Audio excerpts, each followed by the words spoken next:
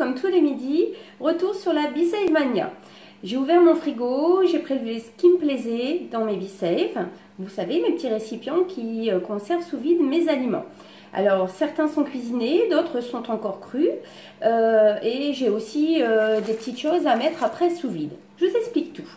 Il y a quelques jours, j'ai préparé des lentilles aux petites carottes.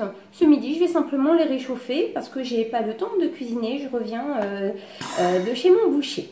Alors, vous avez entendu, j'ai retiré mon couvercle, voilà, en enlevant le vide d'air. Voici mes lentilles aux petites carottes qui sont prêtes.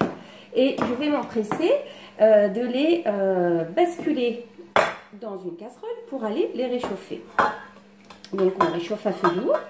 Moi, je privilégie tout le temps de réchauffer mes aliments à feu doux directement sur le gaz. Personnellement, j'évite le micro-ondes, mais pourquoi pas, si vous, ça ne vous dérange pas d'utiliser le micro-ondes, c'est faisable aussi. Là, je vais juste rajouter un petit peu d'eau dans le fond de ma casserole pour que le fond n'attache pas. Alors, juste un instant, hop, une petite goutte et je pose la casserole à feu doux.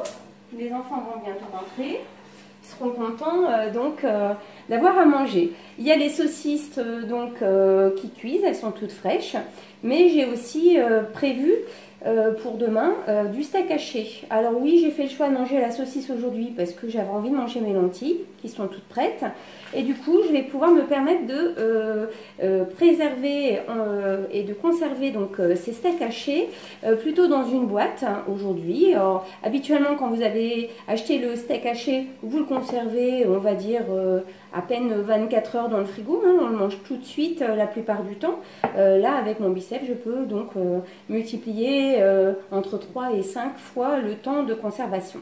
Donc, je vais récupérer un de mes récipients. Vous voyez, il me reste un petit peu de salade que je vais venir ajouter à un autre fond de salade qui, elle, est toute fraîche. Ainsi, ça se complète.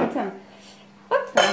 Alors bon, vous avez peut-être pas vu, mais celle-ci, elle a été mise sous vide lors de ma première vidéo avec vous. Elle est encore bien toute fraîche, il n'y a pas de pointe rose nulle part. Elle ne s'est pas du tout oxydée. Ça, c'est le principe de la conservation sous vide avec B-Save. Et je vais pouvoir nettoyer donc mon récipient en toute simplicité. Alors le nettoyage est très rapide, hein, eau savonneuse, on rince, on sèche.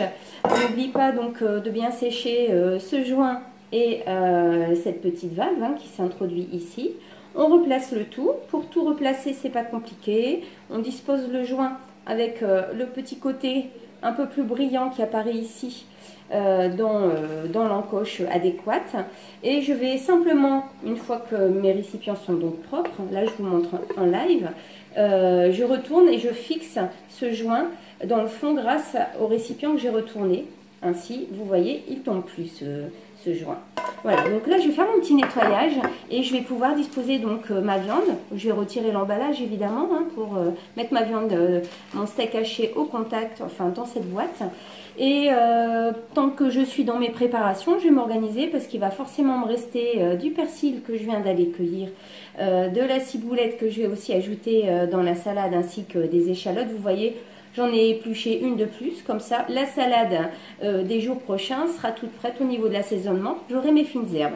Bien entendu, comme c'est conservé dans du Pyrex, je conserve tout à fait sainement mes aliments, et puis aussi je préserve les vitamines, la belle couleur de mes produits frais, et je n'aurai donc aucun souci de santé. Voilà, je vous souhaite un bon appétit et je vous retrouve demain pour une autre vidéo.